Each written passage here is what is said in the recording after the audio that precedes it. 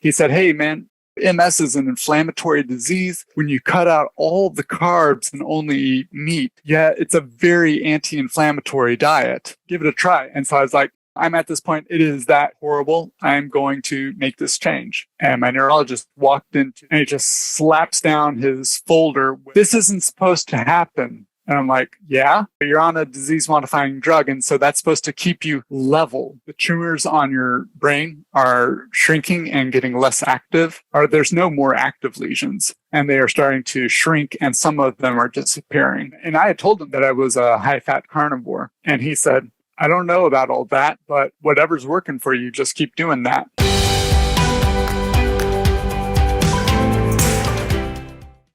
Okay, good morning. Good morning. Happy Thursday morning, everybody. Today we have one of our coaches and one of our members is going to share, I guess, an update with his story. Kevin is here today. Welcome, Kevin. Thanks for I guess, giving us an update. For those who don't know you, and some people don't, particularly people maybe watch on YouTube, can you give us a little bit of your background, your history, and we'll go from there? I know you told this story before, but I think it's definitely worth retelling. Sure. Yeah. In May of 2011, I was diagnosed with multiple sclerosis. The reason that I was diagnosed is because I had a bunch of crazy body symptoms and mental issues and lack of coordination and all of those things. And so I've been dealing with MS, since, so now 12 years now. And I had gone on a vegan diet for 8.5 years, which I thought was the healthy thing. And this was turned out to absolutely. Kevin, the vegan diet was after the diagnosis of MS, or did it precede that? Do you remember? The vegan diet was after. In junior college, I tried being vegetarian for a while just for ethical reasons and whatever. But then I went to the standard American trash panda diet for several years. Okay. So then you got MS, and then at some point you decided, hey, let me try this vegan diet, see if it helps. Is that what I'm hearing? Okay. So how did that go? Obviously, you've got this disease that, is a big problem. Like, it's, for people that don't know, most people with MS die early. Eventually they die of whatever, from immobility or respiratory compromise or infection or something like that. What was going through your mind at the time of diagnosis, and what were I guess, assuming the neurologists that were probably treating this, what were they telling you? They told me there's good news and there's bad news. Good news is you won't die from MS. The bad news is you will die with MS and most likely be crippled for life. Doesn't sound like much. Doesn't sound like really much. Encouraging there, Doc. Yeah, not much upside there, is there? Yeah, goodness. Okay. So obviously that's got to be heartbreaking, depressing, life-altering. So how did things progress for you? Did the disease continue to progress? How did the disease progress for you? So when I first went to plant-based whole food, the vegan diet, coming off of the standard American trash panda diet, that was a step up, right? Right. And so I felt better for 2, maybe 3 months, and it was getting better. And then it would just go up and down, but trend downwards, where I would get more and more disability over the years. But then I was holding on to the vegan because I was also into the thought of, well, it's a good thing I'm on a vegan diet. Imagine where I would be if I wasn't on this clean diet. And I'd have colon cancer and not be able to poop and all that. Okay. And it was rather not that case. Okay. And then over the years, because, you said 2011, so that's basically 12 years ago. How was this monitored? Monitored labs, monitored through, obviously, your symptoms, monitored through imaging. I know a lot of times we do MRIs to look at plaques and things like that. So what was the progress going with that way? Was it ever going in the right direction, or was it always just progressively getting worse? Yeah, so it was clinical readings. Could I stand with my eyes closed and my arms crossed? Could I do all these things? And as well as getting an MRI once or twice a year. And it was just getting worse, and I ended up getting giant tumescent lesions where they're like tumors on my brain. And so that was really at the height of my disability. And when you said the height of your disability, functionally, what were you able to do or not able to do at that point? So at the height of my disability, like when I first got diagnosed with MS, I was at that not quite highly functioning vegetable. I couldn't tie my shoes. I couldn't button my pants or my shirt. And I was just walking around on those arm bracer canes. But now, the more recently, before I went carnivore, I would always have to take the powered wheelchair at the supermarket just because I could walk with the cane around the house because I was renting my own place by this time. And so I would go around the house with just the cane. But if I wanted to go to the store and get food, I had to go and take the motorized scooter. Okay. So mobility definitely impaired. Was there any pain associated with this? Do you have any pain that's associated with it, or is it more just sensory motor dysfunction? So it's mostly sensory motor. I would have a super oversensitive sense of touch. So if the wind blew, I would feel that and it would make me shiver and fall down kind of thing. Or if there was a loud noise, then it would just overload my nervous system. I see. And then at what point, because at some point you were participating in society, working, doing things, what you lost that at some point, I think, right? Yeah. So I had lost, because I had been working the Renaissance festivals across the US for 16 years from 2004 to 2020. And all along that way, I got more and more disabled. And then, because it's the community of the Renaissance Festival workers. And so people were able to make accommodations. And so I still had a job. Eventually, I had a desk job at the office at a Ren Fair because I couldn't do anything standing at the, out in the festival. Yeah, because at one point, you mentioned that you juggled and you were one of the performers. Is that right? I wasn't one of the performers. I'm an avid juggler. I've been juggling since 6 years old. And so my first job was actually instructing in juggling and the art form known as contact juggling. It's, if you think of the movie The Labyrinth with David Bowie, and he's going and waving his hand and having a crystal ball just flip over the hand, that's contact juggling. And so that was really my focus. And so that's what I got really sucked into. So that was what I did for the last few years before the MS. Got it. And safe to say, it's when you don't have coordination, it's pretty much impossible to do that. Correct? Correct. Yeah. Okay. And so obviously neurologist says, hey, you've got this horrible prognosis. You're going to die a cripple or something like that. Some horrible news for you. How are they treating this? Steroids to suppress inflammation, other drugs. What was it? The medical treatment that you were getting?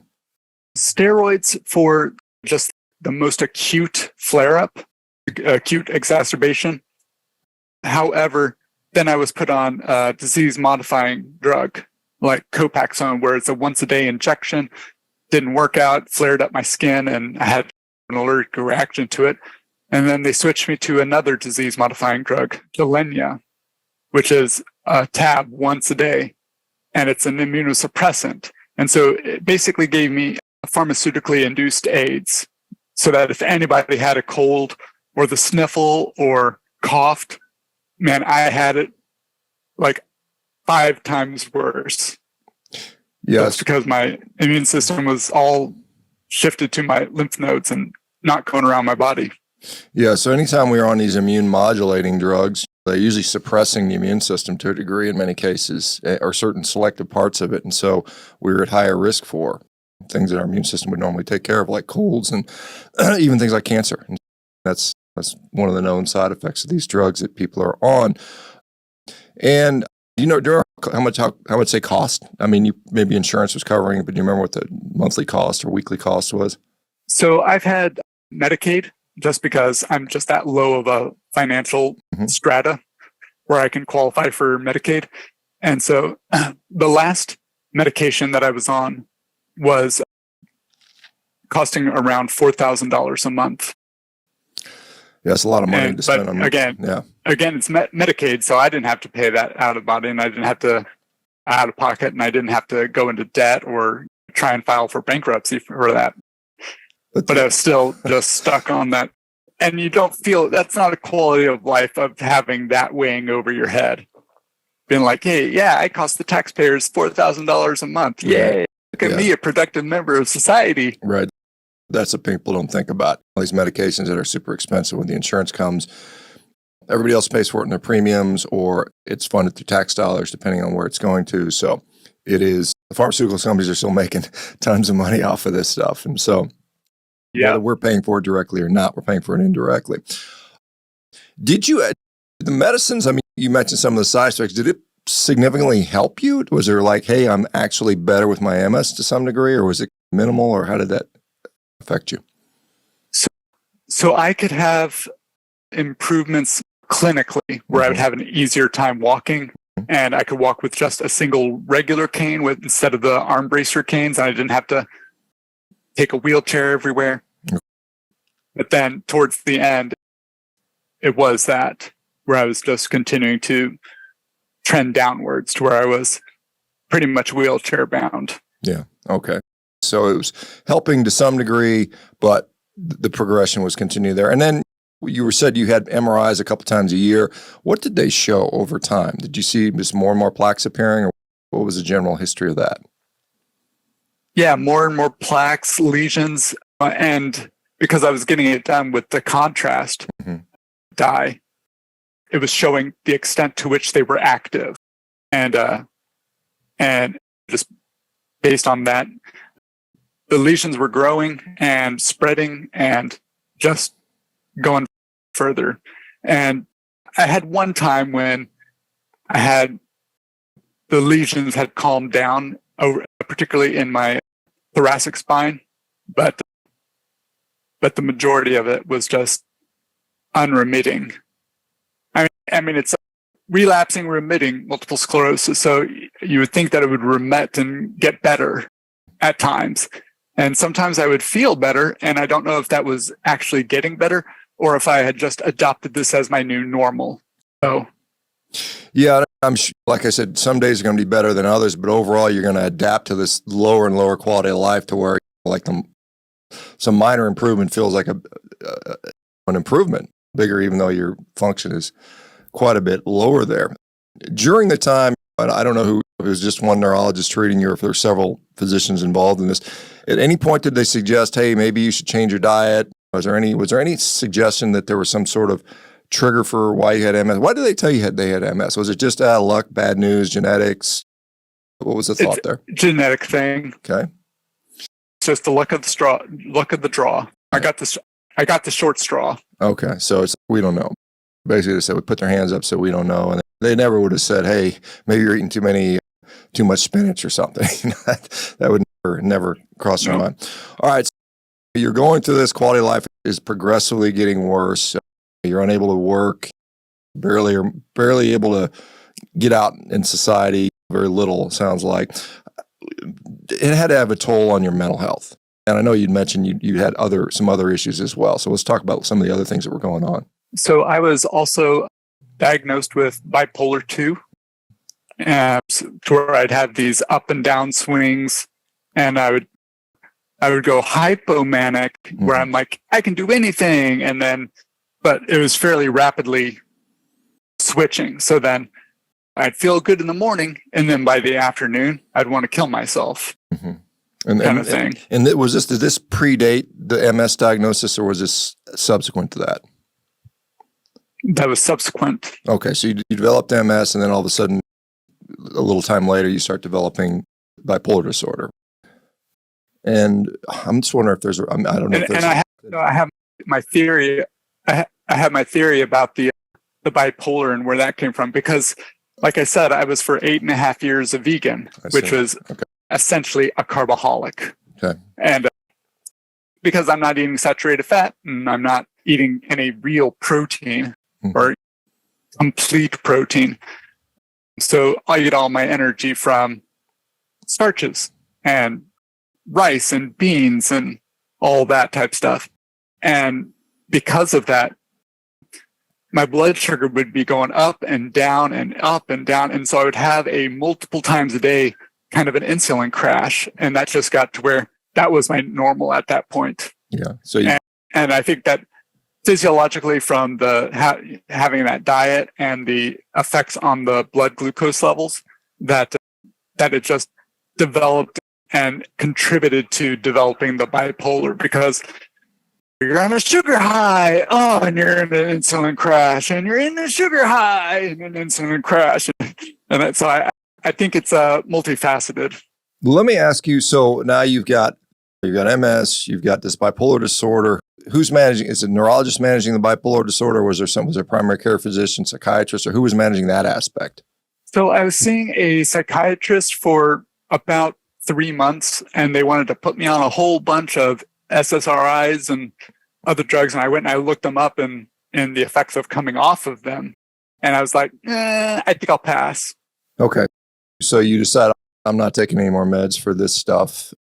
Did that person, the psychiatrist, suggest, hey, maybe there's a link between diet and bipolar disorder? Did they discuss that with you at any point? No. Okay. Not at all. Okay. So we're not, and I'm not surprised. This is just not what physicians do. They're not in tune to that stuff. They just can't. They'll say, we don't know what's causing it.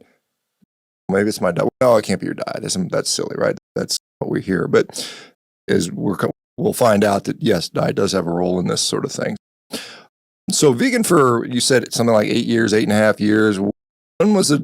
What was the decision that was saying, hey, I'm not going to do this anymore? Was it just continuing decline of health? Was there just, man, that steak looks good? Or what was the reason to decide I'm no longer going to do vegan? It was the continuous decline of health. Mm-hmm. And also when I went vegan, it was because I got diagnosed with multiple sclerosis on my honeymoon in Norway in 2011. Mm-hmm. And it was because I couldn't tie my shoes or do really anything. They wouldn't trust me anywhere near a gas range stove. So my wife is the one who cooked. And she said, and she did her searching online and went to forums and found that, oh, hey, people with MS have an improvement in their symptoms on a vegetarian diet and then a vegan diet. And I'm just like, at this point, it's like, I can't even open up my hands properly. I will trust you to do that. You make food, I will eat it. And okay, so clearly, unfortunately for you, it didn't work. But I know there's a lot of people out there that will try a vegan diet because they're told that it'll help with diseases. And for some people, like you mentioned, maybe it's a removal of all the standard American processed garbage, and you do feel somewhat better. In your case, and many other cases, in fact, that I've seen, it doesn't ultimately work. Did it? Obviously, you contracted bipolar disorder, perhaps due to the dietary shift. Some people would say maybe you should have been eating a Dr. Grieger Daily Dozen whole food plant-based diet and not eating starchy, junky stuff. I don't know if did you ever try the vegan whole food type of deal? Was that ever part of that, or was it always just? Oh, so it wasn't processed carbohydrate vegan with vegan snacks, and hey, it has this V on the package, so obviously it's healthy. Mm-hmm. I would occasionally do that, like Ben & Jerry's vegan or plant-based ice cream. Okay. I loved that, because there's a lot of sugar, hence carbs. Yeah. So in general, you weren't eating. In general, you weren't eating. The majority was beans and rice. Okay. And whole food stuff. Okay. So we can't just say you were a junk food vegan, and that's why it didn't work, which is many people would say you were just eating garbage. So trying to eat whole food, still having the issues. Okay. Let's just go. You decided at some point to stop being vegan. Where did you go from there? You didn't go straight to carnivore from there or something, or did you? I don't know. No, the first thing was to start introducing fish. Okay. So every week or two, I would have a fillet of salmon.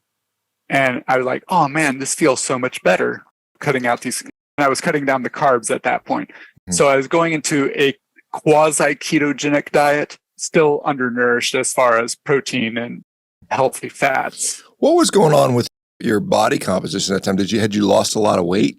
Did you lose some muscle when you were doing this vegan thing for 8 years? Oh, yeah. I've always been relatively thin. I have this joke of I'm biologically thin, but I identify as trans fat. And some people laugh at that and some people don't. But yeah, I've always been underweight. So like right now I am 6'4" and just getting to 160. Okay, so definitely thin. You're not. No one's going to accuse you of being obese. That's for sure. And what were you down to at your lowest, or do you remember? My very lowest was 135. Yeah, at 6'4", that's almost half of what I weigh. That's pretty amazing. That's pretty thin. Okay, so you said, okay, I'm going to start maybe dropping carbs a little bit, start eating a little fish. You noticed a little bit of an improvement.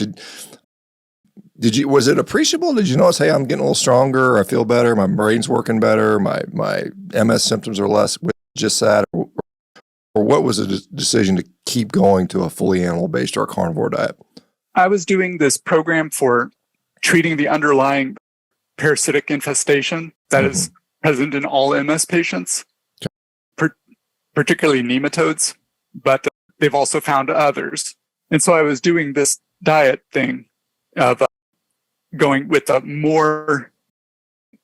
including more animal products and more ketogenic and treating the parasites. And so at that time, I felt better and better, except it was eating a bunch of meat, animal protein, and a big old salad every day.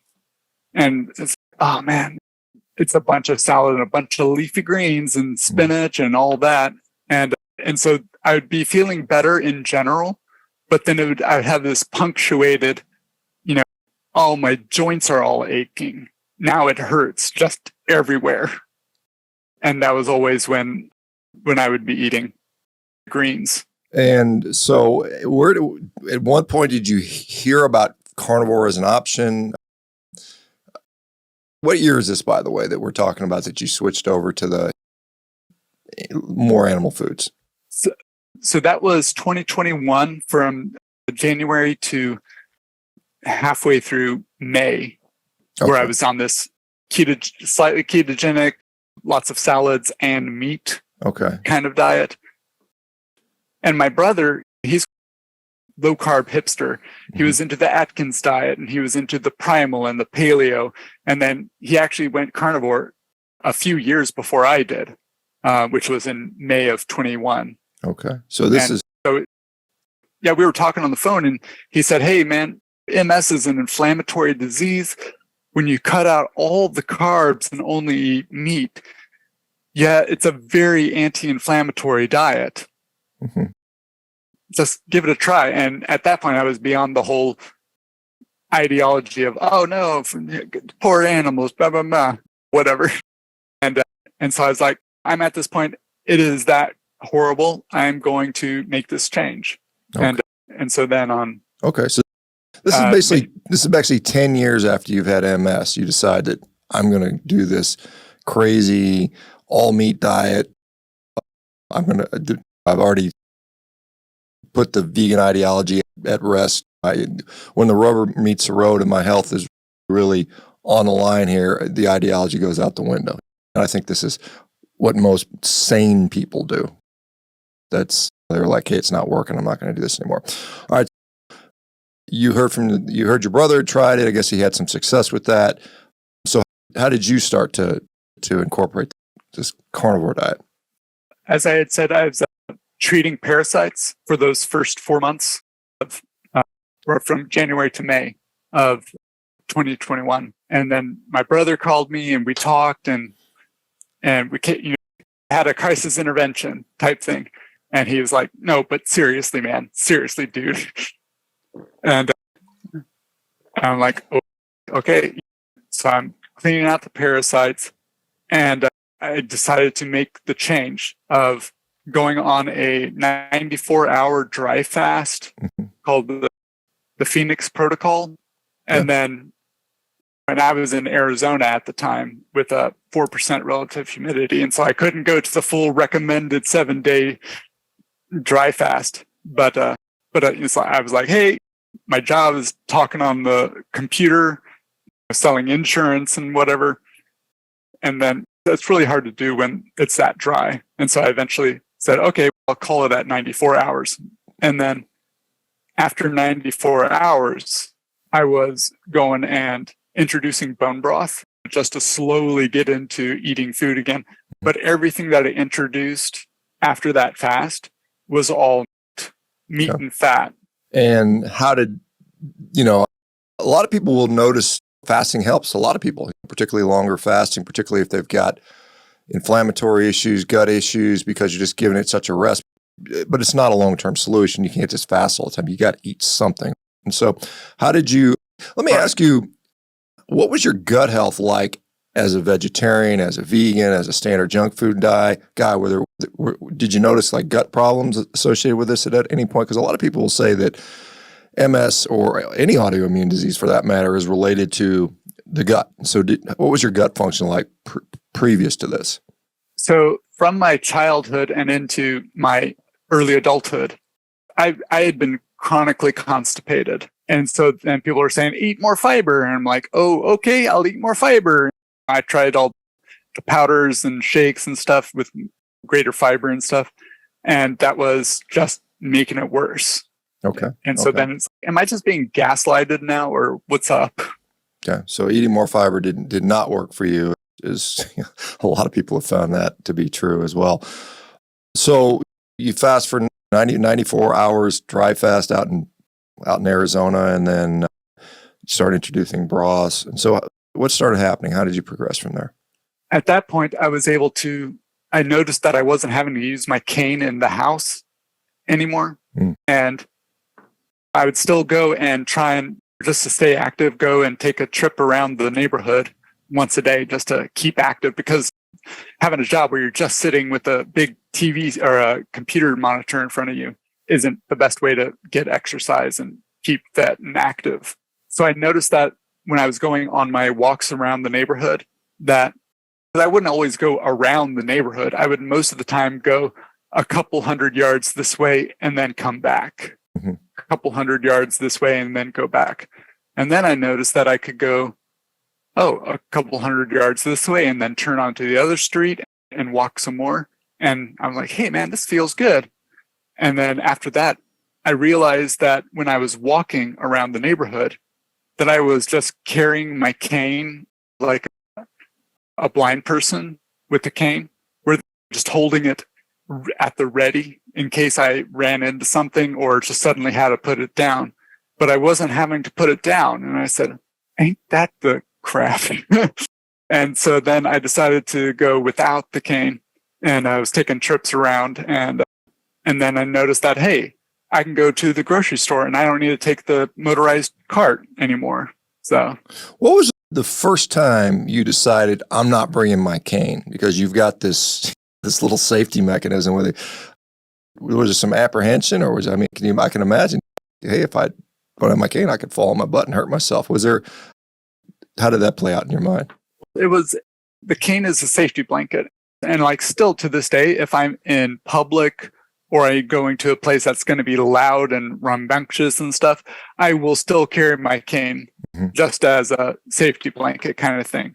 But if it's an area that I am familiar with and not a lot of kids screaming or people running around crazy or thumping music, then I'm all good.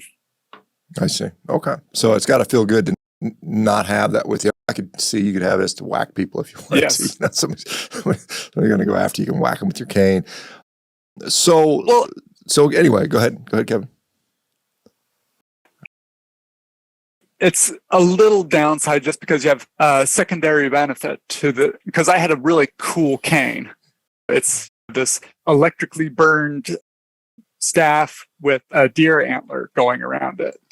And it's just the most stylish looking thing. And that became my personality and my identity for a while. It was like, hey man, you're the guy with the cool cane. I'm like, yeah, hey. And so then when I'm going in public and not taking the cane, people are like all happy and excited because they're like, hey, we don't generally see you in public without a cane. And I was like, yeah, I know. And they're like, but it's good to see you like walking without a cane. That's really great. Yeah, it's kind of like almost like a wizard staff. Sounds like it. All right. You start noticing a little bit of improvement. You're able to be a little more mobile. I know you've played with the composition of this carnivore diet, maybe leaning a little more heavily on fat. Talk about maybe, how it's progressed for you, what things you discovered while doing carnivore, and then we'll talk about where you are, where you've come from where you were when you started. So when I first started, because I had 8.5 years experience with the vegan diet, and I'd already started incorporating fish and some meat into my diet, and so they're still in the back of my head like, oh man, I'm going to get colon cancer, prostate cancer, and heart attack, and a bunch of plaque in my veins and arteries, and because programming is a real thing. And so I don't think I answered your question there. Could you ask that again? Yeah.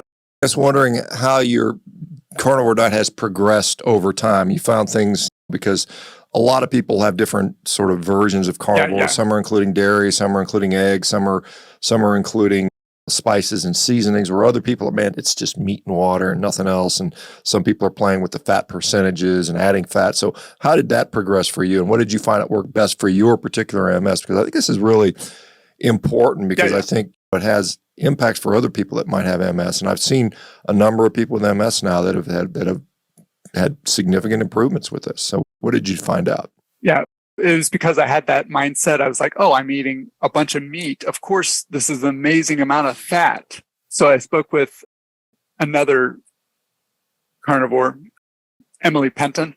You may know her. And she has MS and bipolar as well. And so I reached out to her and I said, hey, these first little segments of doing the carnivore diet, I had that really, hey, feeling good, but then lots of fatigue, and I just needed a little bit more oomph. And I asked her, and she said, you need to eat more fat. And I'm like, I'm eating nothing but meat. Of course there's a bunch of fat in this. And she's like, oh, no, honey, no. You need to actually eat fat. If you can source actual fat, either from the meat market, getting fat trimmings off the beef, or making your own suet, or even buying suet or tallow and just doing that. Okay. And so then I went and started upping my fat, and that's really what went and made the big transition. Got it. Yeah, it's interesting. Because there's a little bit, I'm not saying a lot. There's a controversy. Some people think higher protein. I tend to be protein centric because I'm training, putting on muscle all the time, and I still have plenty of fat in my diet, but I don't eat just tons of added fat for me. And why not just take sticks of butter? Because there's people out there that are just eating sticks of butter. Did you notice a difference between dairy fat and animal fat, or did you ever play with that?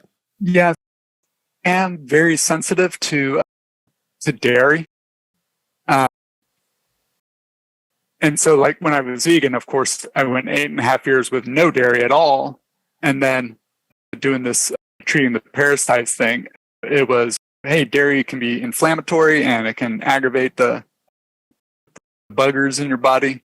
And so I would try a little bit and do some butter, but then I was having issues with that. And so then I stopped and stayed off that for 6 months here, 6 months there. And then I'd be doing better, and I could go and take a little bit of butter. And as long as I moderated the butter, then it was okay. But I really do the best with raw beef fat, frozen beef fat.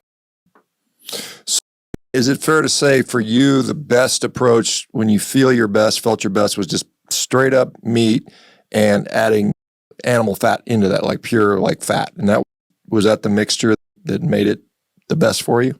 That was. And how much? Yeah, because really around 85% of my calories from fat over the protein. Okay. And that's what functions best for me. Okay. So you're basically 2 grams of fat to 1 gram of protein, or somewhere in there, maybe slightly more than that. And how did your gut react? Because some people, all that fat will make them have nausea or diarrhea, things like that. Did you have any issues with those types of things? Not really, surprisingly. I've had a couple of times just in the last 2 years where it's I ate a whole bunch of fat just as a bolus of fat. And then, that's going to go and give me the runs, but the vast majority of the time, it's no issue on that. Okay. So you particularly if you mix it in with a meal. How much are you eating? You said you went from 130, now you're about 160. How much are you eating on a daily basis? I'm eating between 2 and 4 pounds of meat. Wow. And then the associated fat and additional fat. So that's a decent amount of calories for sure. So you're a couple thousand to maybe 3,000-4,000 calories a day. So that's, or even more perhaps. So that's pretty impressive. When you started, were you still having symptoms of bipolar when you started carnivore? And then obviously the MS was still there. Did you notice any mental differences? Oh yeah. That's the first time when I was able to have stillness in my head and be more productive at my job selling life insurance and whatnot, because I can continue to focus and keep track of what's going on and go into like sales negotiations and whatnot. And that just became a lot better. Just being in that raging state of ketosis. Okay. Long term. And did you notice any downsides to this switching over to carnivore? Was there any like this bad stuff that happened? Not physiologically. Like I was seeing a woman for a couple of months but she was all on board with that at the beginning. But then it was like, hey, can we do something else? I said, yeah, if you want to make something and she's like, how about some Brussels sprouts? I was like, sure, like steak and Brussels sprouts. That sounds lovely. And so she made up some Brussels sprouts and I made the steaks and we had that. And then adding the Brussels sprouts and the fiber and whatever, chemicals are in the plant matter would go and just tear me up. So, yeah. So gosh, we can't believe that vegetables would be bad for us, but in many cases, people just don't tolerate them well. And you're an example of someone that, at least for whatever reason right now, you don't tolerate them. MRIs every 6 months. I assume you're still getting those. Let's talk a little bit about objectively, because a lot of people say it was all in your head, you're making it up. Objectively, what's going on with your MS? Now, you've had a number of MRIs since going carnivore. So what's been going on in that front? In that time frame, the MRIs showed up to the point where I was having these large tumescent lesions. And then my most recent one was in February. And my neurologist walked into the appointment room. Mm-hmm. And he just slaps down his folder with the papers and stuff. And it's like, this isn't supposed to happen. And I'm like, yeah. He's like, you're on a disease modifying drug. And so that's supposed to keep you level until you die and all that. The tumors on your brain are shrinking and getting less active, or there's no more active lesions, and they are starting to shrink, and some of them are disappearing. But I still have the damage.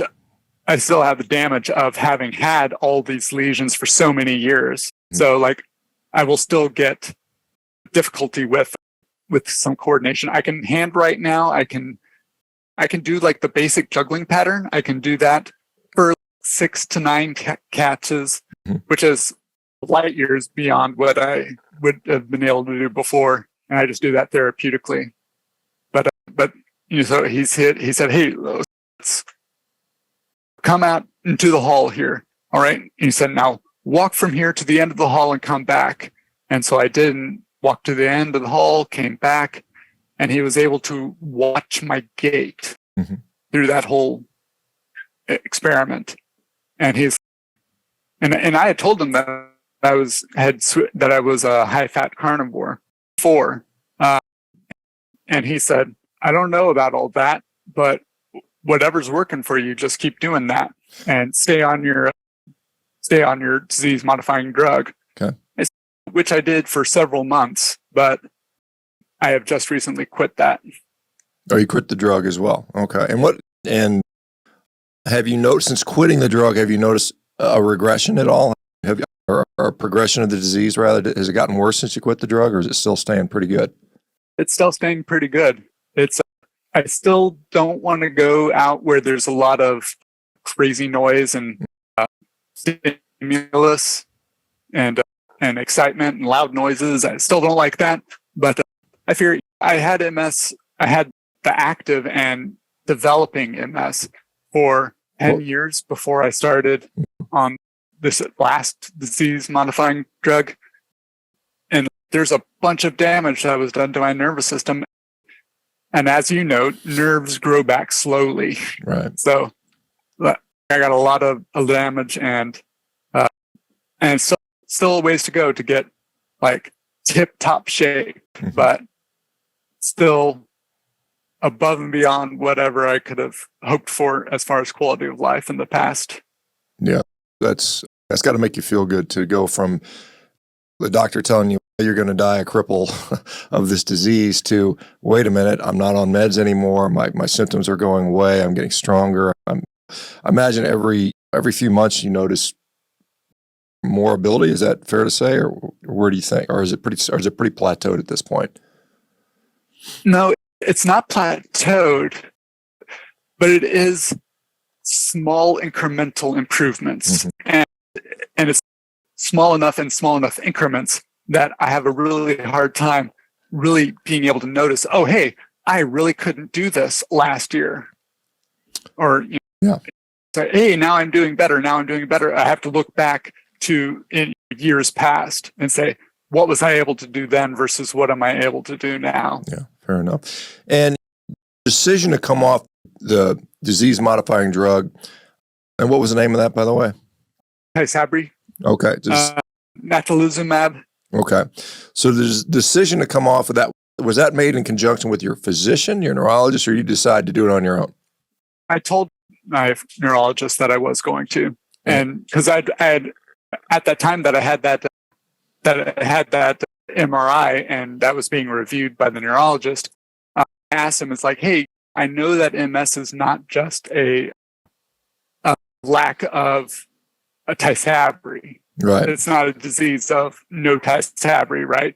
So can we, instead of doing it every four weeks, could we see about stretching it out to every 5 weeks or 6 weeks and all that? And or if there's a way to lower the dose to where I can titrate off of it. And he was saying, I can talk to with my colleagues, but I've never heard of anybody doing this. So I can't give you an answer on that. And so I then let him know, hey, I'm doing the Tysabri or I'm doing the carnivore diet and coming off of Tysabri. Okay. Which I'm sure he gets a cut off of that whenever I get an infusion. So I can't imagine he was really happy. I don't think he gets a cut of that. That's not, physicians don't get a kickback on these meds. That's a different thing. They sometimes will get bonuses based upon a percentage of patients that meet certain criteria, but they don't get it unless, they're doing something, unless they're like speakers, or there's sometimes the drug companies will pay them directly, but that's not generally how it works. I think that's a misconception a lot of people have. But regardless, the fact that he's never had a patient. The fact that he's never. That's just my conspiracy. Yeah, that's probably a conspiracy. They're coming after me. No, they don't typically do that. The fact that he's never it does not compute people coming off meds, it doesn't make sense to me, is telling. And the fact that you're able to do that, and hopefully he'll learn from you, and maybe at some point we'll be able to apply it to some of his other patients. Because if instead of going vegan back in 2012 or 13 or 14, whenever you decided to do that, you would have went carnivore then. Do you think the disease would have progressed to the degree it had to today, or do you think you would have had a lot less symptoms? What are your thoughts? The parasites that are part and parcel of multiple sclerosis, they feed on carbohydrates in the blood and glucose particularly. So going on to a vegan high carb diet was just supercharging the parasites. Now, if I had gone carnivore right out of the chute, would that have cured it? I don't know. But I know how I feel when I eat just meat and fat versus adding some carbohydrates or or a bottle of beer here and there. No, that just messes me up royally. So I can imagine that I would be in a much better place. Yeah. Yeah. I was just out of curiosity, I was looking up the cost of the Tisabri, and it's basically about $8,000 a month. This is what they're quoting as prices on that. $8,000 a month, man. What is that? That's 8 times 12 is $96,000, $100,000 a year. That's $96,000. Yeah, it's a lot of money. That's a lot of money that we're spending on this stuff, and it's. I can tell you can eat a lot of steaks for $100,000 a year. That's eating prime Wagyu every day. And like I said, all you. And let me ask you this, Kevin, because a lot of people where do you source your meat from? Are you grass finished, regenerative agriculture stuff, or are you just let me go to the grocery store and get what's on sale type of thing? What's your sourcing been like? If I have some friends that live 5 miles away that they raise Scottish Highland cattle, and like when I can afford that, I will eat some of that. Or if they've got something, because they're usually selling by halves and quarter cows. Right. Got to have a freezer for that. Yeah. So if they have some left over that just won't fit on that, like I can go and buy the rest for relatively cheap. And it's usually the stuff with more fat, which works to my benefit, and I can get it for a reasonable price. Okay. So when you afford it, you can go to the neighbor's cows, Scottish Highlanders. Do you know if they're finishing out on grain, or are they grass finishing them, or what's the deal on that? Grass finish. Okay. And then the rest of the time you're eating what's at the grocery store typically. Is that fair to say? Yeah. I'll go to the HEB. I'll go on to the My Grocery. What was it? MyGroceryDeals.com. GroceryDeals.com. Yeah, it's a good source for sure. Saving money on that. Usually finding the deals involves, hey, I'm going to drive from Rusk here. I'm going to go up to Tyler, and like that's an hour drive, and then all the gas, and then buying the meat, and just a whole day gone. Yeah. So I don't do the MyGroceryDeals.com as much currently, just because I want to save finances for gas, because I got to get to KetoCon here later this month. Oh yeah, we'll see you there, man. It's good to meet you in person. Awesome. That's good to hear you're coming. Friends, family, somebody I met, coworkers, somebody has maybe seen the transformation that you've gone through over the last few years. Is anybody, what the heck are you doing? Or do they think you're crazy, or what's going on with that? My friends have always thought I was crazy anyways, even especially when I was vegan. Yeah. But so going to the opposite end of the spectrum from all vegetables to all meat and fat, there's, that's Kevin. Okay. And they're just taking it in stride, and they're not judging. And I've had a couple of people who have been like, oh no, this is horrible. I've had a couple of people, but not really any of my friends and family. My family knows, like my parents and my sister, they know my brother who went carnivore a couple of years before I did, and they see the positive effect that's had on him. And so they understand, oh, hey, let's not eat carbohydrates as much. So whenever we have a family meal, a get together, like they'll have their carbohydrate stuff and vegetables, but there's plenty of just plain meat. Let me ask you, you may be familiar with Dr. Terry Wahls, who was a physician who famously turned her MS around in a similar way, and she has her Wahls protocol, but it's a lot of vegetables. I don't know if she's still promoting that, but did you ever consider going on that, or what are your thoughts around eating all these mounds of vegetables with that?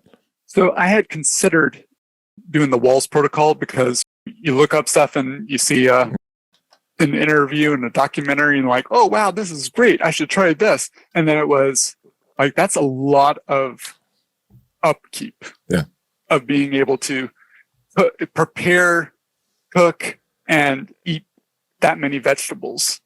And the vegetables aside, just the whole thing was just very intensive as far as preparation. And when you have the cog fog of multiple sclerosis and the short-term memory loss, you can't really, or I couldn't really go and follow a recipe or do meal planning for the day, much less weeks. And so it looks good. And if you have a good, supportive partner who's willing to go and help with all the work and planning, then maybe that could work. I don't know. I was single at the time, and I wasn't going to go on to Terry Wahls and do all that. I didn't have the spoons for doing the wall protocol. Yeah, it's too complicated. It's hard. That's one of the nice things about carnivore. It's so damn easy for a lot of people. There's roughly 1 million people in the United States that have MS, and those numbers keep growing. We've seen pretty insignificant increase in the number of people with that. If somebody were, like you met somebody that just was diagnosed with MS, what would your advice be to them? The advice would be to pretty much go carnivore, obviously. Cut out and just do it as a 30-day trial of, hey, go 30 days and this is how you go and just eat the meat. This is how you go and add to your fat to get more of the homemade tallow or the whipped tallow sticks like Coach Becky makes. Or just the raw beef fat like Emily Penton does. It's like just some way to go and up your fats. Okay. So get a decent amount of fat, get everything out of the diet, stick with meat. Have you corresponded with other MS patients now that you've been? I know you're on social media, you're active, and we should share where people can go to find that. Have you had other MS patients reach out to you, and have you seen them making the transition? Yes. So it's you had on this last month for MS month in March. You were talking with Emily of Keto MS group on Facebook. I'm one of the one of the moderators on that group, and we go and we share stories and tips and tricks. And because we're not going to say, "Oh, you have to be carnivore. Oh, you have to be carnivore, strict carnivore." No, this is America. You can do what you want, right? And but we know our story, and we have our testimony of how this has aided us. And then two of my past clients, coaching clients, or two of my most recent coaching clients are MS patients. They've been finding benefit. Okay, good for you. That's good to share. That's awesome. Kevin, unfortunately, we're running out of time. I appreciate you sharing your story and the updates, and we look forward to hearing more. Let's see how the next MRI goes, in whatever, 4 or 5 months from now, whenever you're going to get it again, having been off the medication. It'll be really interesting to see if you further see regression or no activity. That would be really cool, and I think that'll maybe blow your neurologist's mind, and maybe they'll wake up in their practice. So where do people go to find either your MS group that you're a moderator of or your own particular social media? If you go to Scholarly Changeworks on Instagram, is my Instagram. It used to be Scholarly Carnivore. A lot of people get turned off by carnivore, so I just changed the name, the tag on it. So it's Scholarly Changeworks on Instagram, and then the Keto MS on Facebook. Okay. All right. So Scholarly Change Works and Keto MS on Facebook. Okay. All one word. All one word. Kevin, thank you very much. And it's great having you in the community. And I'm sure you're going to inspire a lot of other people to do this. And so keep trailblazing, and hopefully we can help more people that would otherwise, have this horrible, crippling, progressive thing that they might be able to avoid. All right. Thanks, everybody. We'll see the rest of you guys tomorrow. Thanks, Kevin. Appreciate it. Thank you. Bye, guys.